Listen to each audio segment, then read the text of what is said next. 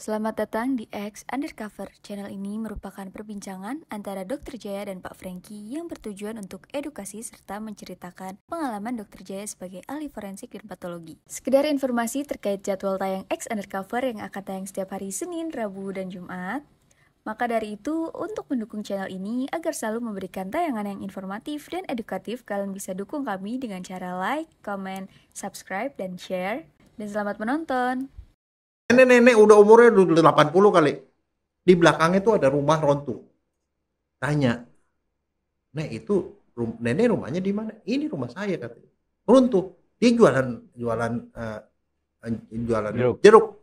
Dan dia tuh yang kesisa cuma ini, yang lain itu udah remek jeruknya. Dia jual berapa nih jual? Harganya sama, Franky.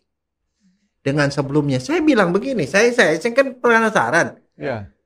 Nek, kalau nenek jual 3 kali lipat juga orang beli karena kagak ada barang. Terus apa jawabannya yang bikin saya merinding, Franky? Ya. Dia bilang pada waktu ada bencana loh, atau pada saat ada kesusahan.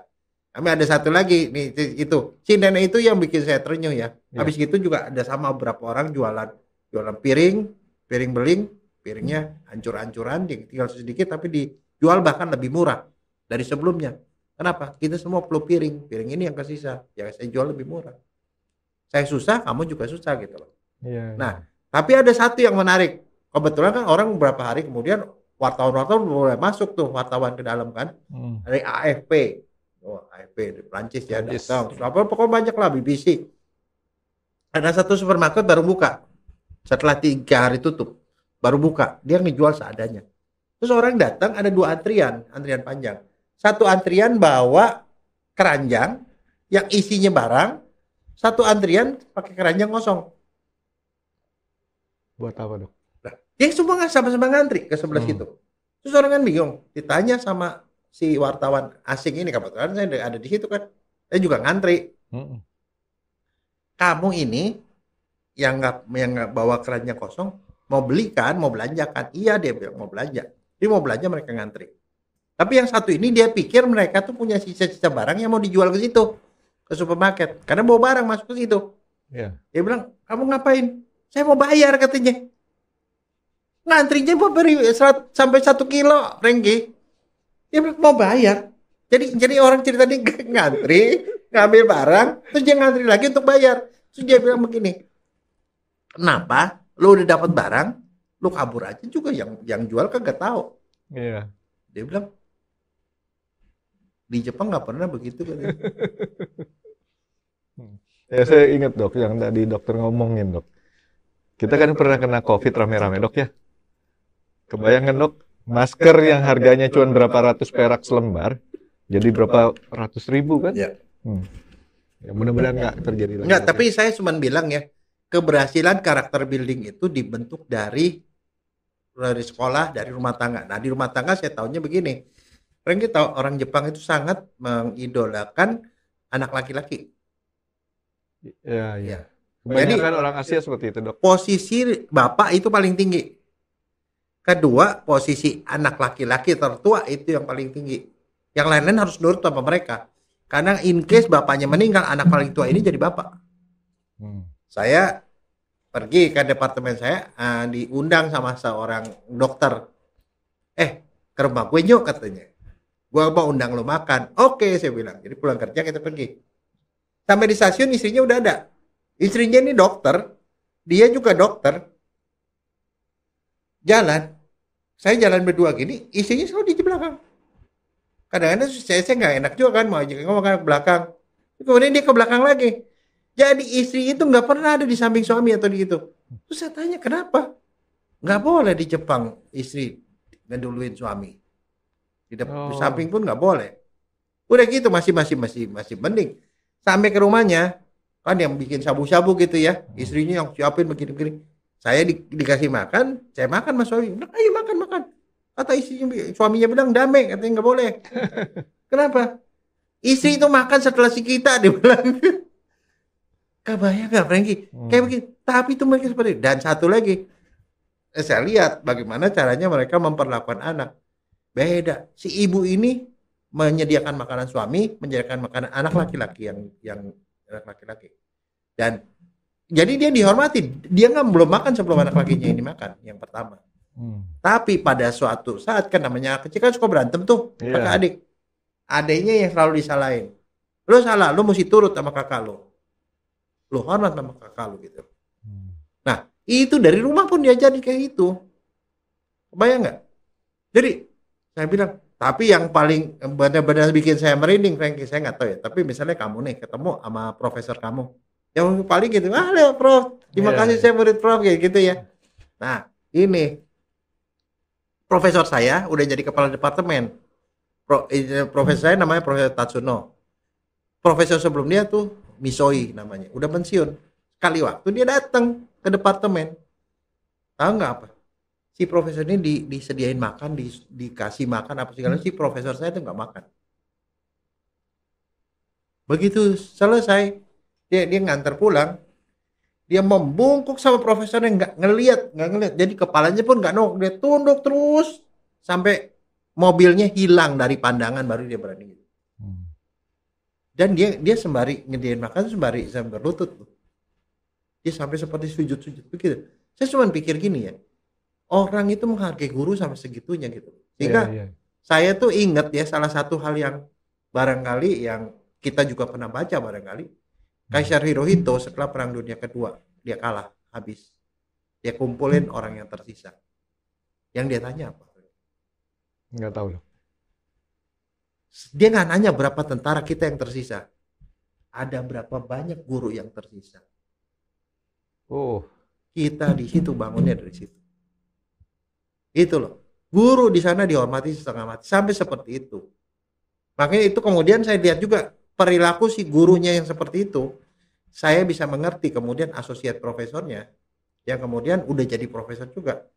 Datang ke situ dia perlakuan gurunya itu sama persis seperti itu. Iya, saya paham. Jadi artinya untuk membangun bangsa lagi dia nggak perlu tentara. Ya. Dia perlu guru. Iya. Dan disitulah dia kemudian, dan namanya guru, oh dihormatinya luar biasa di sana. Tapi di sana barangkali nggak seperti kayak kita. Di sini belajar banyak hal-hal yang tidak penting-penting, Frankie. Nah, kebetulan saya tinggal di mes. Di mes saya tuh ada guru dari Makassar. Nah, dia tuh pelukis. Pelukis sebenarnya, dia di situ lagi ngambil S3. Saya bilang, lo kerjainnya apa? Gue ditaruh di SD katanya. Terus ngapain? Jadi di SD itu sebanyak SD dan kelas 1. Yang di sana yang dia lakukan apa? Guru itu cerita tentang folktale. Folktale-nya orang Jepang. Dongeng-dongeng Jepang. Begini dia dengerin. Jadi kerjanya di belakang dengerin gurunya cerita. Terus murid-murid diskusi apa nilai yang bisa diambil dari cerita itu gitu loh. Nah, si guru dari Makassar ini setelah dia dengerin gitu, di rumah dia melukis pakai cat air, melukis tentang dongeng itu gitu loh, yang dia bisa tangkap. Lukis. Jadi selama dia kira-kira 5 tahunan deh sekolah di sana, kan menghasilkan banyak lukisan tuh tentang dongeng di Jepang. Dia balik ke Indonesia, dia pameran. Jadi yang saya tahu dia pameran di Jakarta sama pameran di Makassar. Laku dong? Laku. Karena itu nggak ada kan, original banget. Tapi saya juga pikir, kenapa mereka ngajarin anak-anak kecil itu koktail?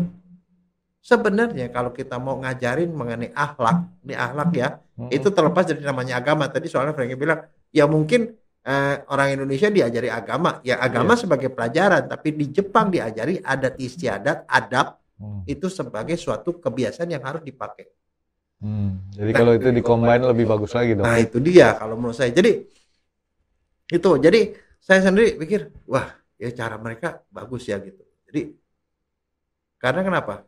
Ya saya bilang sih ya mungkin juga kebudayaan mereka tuh udah cukup lama ya begitu, udah begitu lama sudah mengakar. Nah makanya kalau saya pikir-pikir sih mereka tuh rada-rada mirip seperti kayak orang Bali. Orang Bali namanya dia sudah menyatu dengan agamanya, sudah menyatu dengan adat istiadat sedemikian rupa itu udah menjadi norma sendiri gitu yang mereka patuhi. Dok, kalau dokter di sana, itu kan tadi cerita masalah untuk karakter building segala macam, kita mulai dari kecil dok ya. Kalau orang terjadi kesalahan dok, dalam hal bertindak, mereka dapat hukumannya apa dok? Nah justru itu. Nah ada satu ya barangkali ya Frankie, saya mau cerita kenapa saya tuh setelah belajar, saya beruntung saya belajar di Jepang, di awal-awal saya jadi dosen. Karena dari dulu saya merasanya, saya pikir-pikir, mungkin sebagian besar dosen juga ngomong gini, wah gue ini orang paling pintar, mahasiswa gue ya gue kasih lah lo ilmu gitu ya. Iya. Tapi dia kadang-kadang suka lupa mentransfer yang namanya akhlak. Jadi gini, dulu kalau kita bilang, kalau barangkali kalau dosen ya, kalau ada mahasiswa bikin salah kita marah kan. Nah, Iya. jadi kalau saya itu nggak gitu. Sekali waktu begini, ini yang di awal-awal saya itu, saya bukan orang lab Frankie. Tapi masuk ke situ saya dikasih satu meja isinya chemical basic, natrium, HCl, apa Utuh. segala macam, utuh, dikasih apa segala pH meter semuanya lengkap. Tapi saya mesti bikin sendiri. Nah itu yang saya kagak ngerti, karena di Indonesia kita kan semuanya udah ada chemical, udah jadi ya, Iya, udah iya. campuran. Jadi dia kasih nih sekian NaCl, 1 M ini NaOH digini-gini ditambah, Hitung sendiri. bikin sendiri. Loh, makanya ya saya ya kerjain ya, bikin ya. Tapi dari bikin itu jadi saya ngerti, saya benar-benar ngerti. Nah sekali waktu sebenarnya kadang-kadang saya tuh suka bingung sebenarnya yang saya kerjain itu benar apa enggak. Tapi biasa kan kalau namanya saya tuh biar gimana, saya udah jadi dosen kan selama sekian lama, udah rasa pinter juga gitu ya. Gak mau nanya Frankie, gak mau nanya ke orang biasa. Saya mau campurin fenol sama eDNA. Kan fenol itu kalau kita udah ekstraksi, kita bikin hancurkan sel, kan di dalam larutan itu kan sel itu kan isinya ada protein, ada karbohidrat, ada DNA. Nah itu kan mesti dipisah. Nah dipisahin, ditarik sama fenol. Fenol itu akan narik protein, lemak, segala macam, DNA tuh kesisa sedikit di atas. Oke, mau pakai nih tabung ada banyak. Tabung mau berapapun kita mau pakai nggak ada masalah. Tabung gede 14 cc nih. Ada yang gelap, ada yang butak. Yang butak ada garis-garis hitam, biru-biru, gampang kelihatan. Yang ini kan udah nggak kelihatan kan, cuma jendolan doang. Iya. Enakan pakai yang biru gitu kan, yang bening. Saya pakai yang bening. Saya centrifuge Frankie. Centrifuge sekali centrifuge di sana saya punya gede. Segede gini lah. Jadi diameter 1 meter gitu yuk. 12, 48 centrifuge. Puter. Baru puter sebentar. Itu baru saya minggu pertama tuh. Puter. Tiba-tiba klotok. Mati. Begitu saya masuk, saya liatin. Ini tabung segini. Protol separohnya hilang. Jadi larutannya jebol semua, separuh hilang, cuma tinggal atasnya doang. Lehernya doang. Udah gitu saya liatin, lengket semua. Lengket ke mesin itu. Saya tahu nih mesinnya miliaran, Frankie. Miliaran. Udah habis begitu saya bilang, gila nih gue dapat beasiswa dari Jepang, ujung-ujungnya kok pasti utang. Lo kalau listrik ganti utang dong. Udah gitu pasti gue dideportasi. Kalau di Indonesia mah itu tidak ada maaf tuh. Saya datengin profesornya. Saya udah packing, karena saya bilang udah pasti deportasi deh gue. Abis itu gue punya utang deh. Langsung ngadepi prosesnya. Prof, mohon maaf hari ini saya buat salah. Salah apa? Ya, lihat aja, lihat gitu. Saya ngarepin dia marah loh. Bener, saya ngarepin dia marah. Dia kagak marah, Frankie. Dia ketawa. Oh gitu. Nah sekarang saya mau nanya sama kamu. Kamu tahu nggak ujung pangkalnya dari mana? Ya pangkalnya kayaknya saya tahu. Kenapa tabung saya bisa merotol? Terus dia tanya gini, basic deh, tabung yang bening itu apa? Tabung yang butek apa? Nggak tahu, saya bilang. Saya kasih tahu ya, yang bening itu polistiren. Kalau ini polipropilin. Yang ini tidak resisten terhadap fenol, ini resisten. Jadi kamu boleh pakai tabung ini untuk apapun kecuali fenol. Kalau fenol harus pakai yang butek, saya bilang. Nah, kamu gitu, kamu belajar sesuatu? Iya.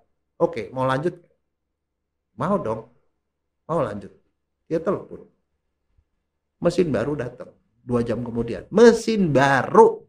Terus saya bilang, jadi yang ini gimana, Bro? Jadi buanglah, dia bilang. Terus hukumannya apa saya? Dia bilang gini, itu yang nggak bakal saya lupa sampai kapan.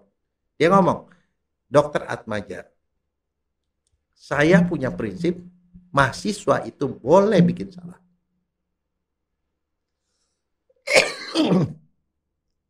Kamu buat salah, saya senang. Karena artinya kamu kerja. Kalau kamu nggak pernah buat salah, saya pikir kamu ngarang apa enggak. Setiap eksperimen pasti ada salahnya. Tapi kalau kamu sudah tahu apa sebab salahnya, akan mungkin nggak kamu lupa tentang polistiren, polipropilen? Nggak bakal lupa, bro. Oke, itu yang paling penting. Kamu tahu di apa dasar, apa penyebabnya, dan kamu tidak akan ngulangi. Kedua kali baru saya hukum, dia bilang. Nah, itu yang kamu harus pelajari. Saya senang kamu buat salah karena kamu mahasiswa. Tapi dia lebih senang lagi kalau dokter nggak bikin salah kali itu. Enggak, dia bilang enggak. Saya justru tidak suka kalau kamu tidak pernah buat salah. Artinya kamu pakai akal. Kamu pakai akal, kamu maksudnya ya bisa ngarang-ngarang kayak kita ngarang titrasi lah. Tahu kan? Kita dari ujungnya gitu baru kita gitu. Dia bilang, kamu buat salah, enggak apa-apa. Nah, sekarang saya nanya, pangkal dari pengetahuan kamu tentang polistiren dan polipropilen apa? Enggak tahu, bro. Karena kamu tidak tahu dan kamu tidak mau nanya. Jadi apa musuhnya orang? Dia kurang pengetahuan, dan kalau dia nggak punya pengetahuan dia harus tanya orang. Jadi kuncinya malu bertanya, sesat di praktikum nih, Dok. Tapi Frankie, habis begitu, dulu saya tuh seperti otak saya dicuci, tapi saya tuh bersyukur banget ya dapat guru yang seperti itu, sehingga setelah saya balik ke Indonesia, saya ngajar jadi dosen, saya tidak pernah nyalain mahasiswa. Jadi gini, saya lebih arah, ini kenapa? Kamu tahu sebab ini? Oke. Kamu mau ngulangi nggak? Nggak. Oke. Berarti kamu belajar sesuatu. Jadi dia bilang, yang namanya kesuksesan itu bukan berasal dari sukses, bukan. Berasal dari kegagalan yang kamu pelajari apa yang jadi yang ada tuh sebenarnya bukan gagal, itu kamu belajar. Kamu belajar. Setiap kali kegagalan itu adalah kamu belajar sesuatu. Nah itu filosofinya dalam, Frankie. Dok, gantian, Dok. Saya mau ada sedikit pertanyaan sama dokter. Tadi dokter nanya sama saya nggak tahu semua jawabannya, Dok. Apa itu? Saya tuh dulu kan salesman, Dok. Saya sering kali disuruh jemput tamu. Zaman dulu kalau jemput tamu, kita di airport tuh masih pakai yang begini, Dok. Kayak nama. Itu ada sih yang kayak begini. Sampai sekarang masih loh. Ada. Itu ke hotel-hotel kan segala macamnya. Tahu nggak dokter bagaimana mencari tahu bahwa yang bakal dokter jemput tuh orang Jepangnya itu yang mana? Kan begitu datang orang Jepang tuh dari satu persatu banyak tuh, Dok. Kira-kira dokter udah punya gambaran nggak kalau misalnya dokter tuh mau jemput si Anu, ciri khasnya bagaimana? Atau terbalik, atau lebih luas lagi, kalau orang Jepang itu datang tuh ciri khasnya bagaimana? Orang Inggris itu bagaimana? Orang Taiwan itu orang bagaimana? Nggak tahu. Nggak tahu, Dok. Ini, Dok, gampang. Kalau orang Jepang, lihat dari jabatannya. Begitu yang datangnya, yang kita jemput, itu sales. Cari yang di bawah 30, Dok. Pasti itu. Begitu jabatannya udah manajer, yang sekitar 40-an. Oh gitu? Iya. Jadi kita lihat, oh perawakannya itu yang kayak begini nih. Kalau yang udah, dulunya datang kita jemput advisor, setingkat dengan direksi kan. Cari aja udah banyak bebannya. Nggak bakal salah, Dok. Nah, kedua, kalau misalkan orang Inggris yang kita jemput perempuan, kan kalau dari Inggris tuh banyak tuh. Belum tentu pesawatnya kan dari Inggris semua. Cari yang pakai topi. Yang repot kalau kita jemput orang Taiwan. Jabatan sales sampai presiden direktur semua sama, masih muda semua. itu nanti mudah-mudahan bisa jadi, kalau dokter ngajarin tuh pengalaman yang berguna, kalau saya pengalaman ya jemput tamu. Nah, satu lagi yang tadi dokter bilang orang Jepang tidurnya bisa di mana aja tuh, Dok. Saya juga heran karena saya bergaul dengan orang Jepang itu kalau meeting sampai malam, setelah malam kita ada ke tempat ya hura-hura sampai jam 2 malam. Sampai jam 4 malam sampai rumah. Terus kemudian jam 8 kita udah masih teler-teler begini. Si Jepang itu sudah apa? Siap negosiasi. Akhirnya saya tanya sama sama orang Jepang itu. Kamu tuh tidur cuma 2 jam, 4 jam tuh gimana ceritanya bisa sekarang tuh siap dengan negosiasi? Apa jawabannya, Dok? Tidur yang benar, tidur sudah. Di situ bangun kerja. Dan saya praktekin sekarang. Jadi kalau tidur itu harus benar-benar lelap 15 menit pun itu selesai cukup. Nah itu dia. Profesor saya 15 menit begitu sih segera gitu. Nah, itu deep sleep namanya. Iya. Ya tapi nggak semua orang punya kemampuan itu loh. Ya rata-rata Jepang mungkin belajarnya begitu kali deh. Enggak, dan mereka selalu bangun pagi. Tapi gini ya, saya tuh bingung. Ini kalau dokter ya, saya ngomongin soal dokter nih. Dokter di Indonesia kerjanya itu kebanyakan yang kerja melulu pagi-pagi di rumah sakit. Sore-sore dia praktek sampai malam. Tidur ke rumah, pulang seperti itu. Oh, kalau di Jepang tuh beda loh, Frankie. Di Jepang itu begitu dia pulang kerja, jam pulang kerja rata-rata jam 6, bisa sampai jam 8. Dia kan pulangnya makin lama makin bagus. Kayak jam 8 ini nggak pernah pulang ke rumah.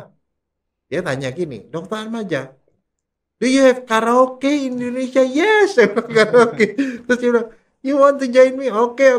Pergilah kita ke karaoke sama profesor, sama associate profesornya. Pergi ke karaoke. Saya pikir karaoke itu mau ngapain?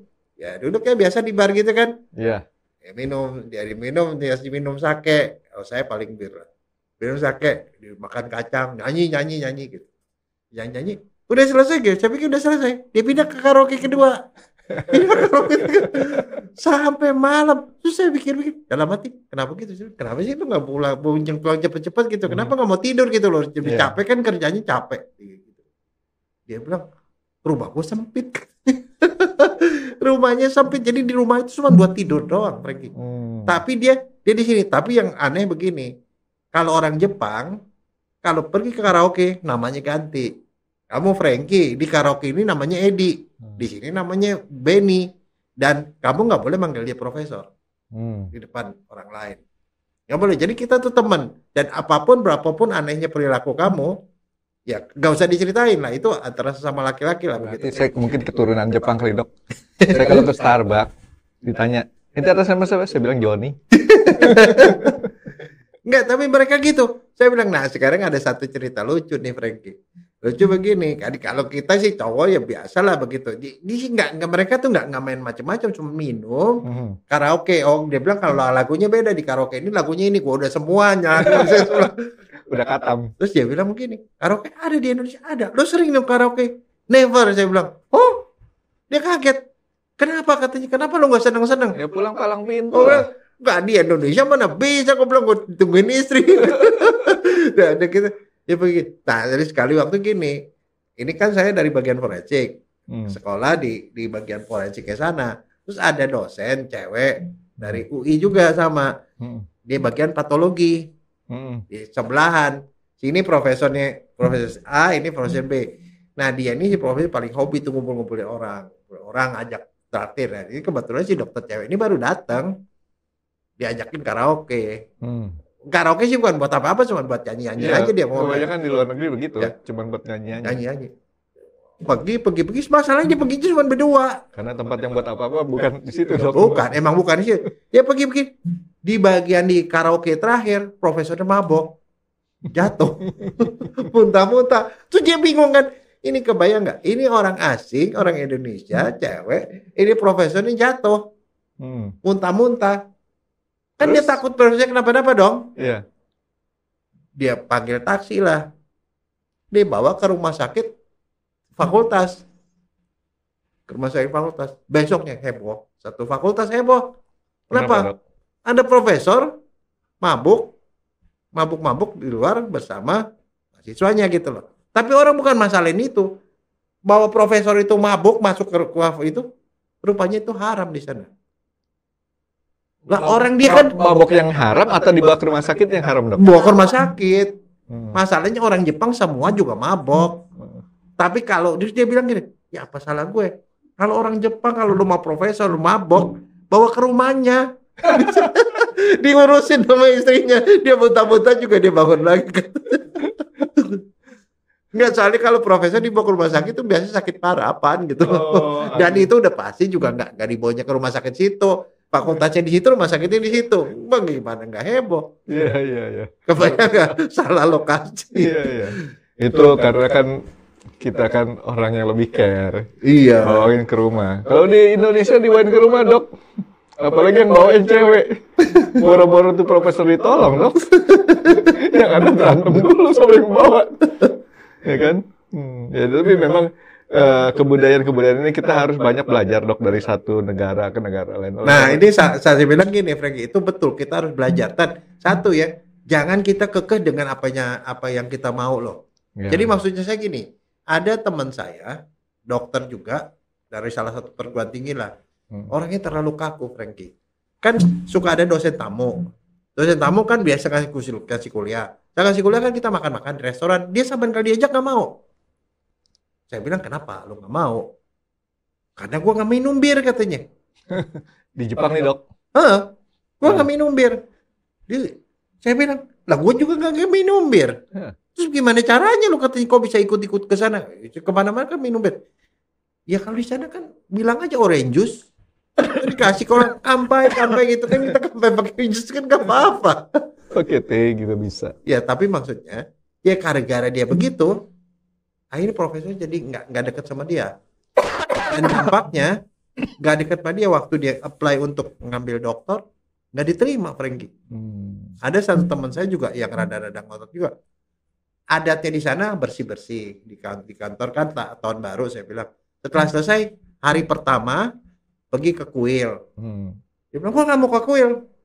Gua bukan agama Shinto.